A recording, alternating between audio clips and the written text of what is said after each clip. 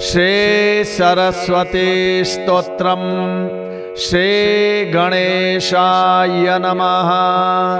श्वेत पद्मासना देवे श्वेत पुष्पोपशोभिता श्वेतांबरधरा नित्या श्वेत गंधानुलेपना श्वेताक्षे शुक्लवस्त्रा च श्वेत चंदन चर्चिता वरदा सिद्ध गंधर्वैर्ऋषिभिः स्तूयते सदा।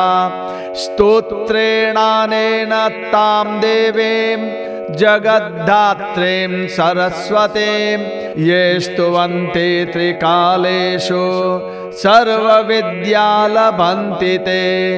या देवी स्तूयते नित्यं ब्रह्मेन्द्रसुरकिन्नरैः सा ममैवास्तु जिह्वाग्रे पद्महस्ता सरस्वती।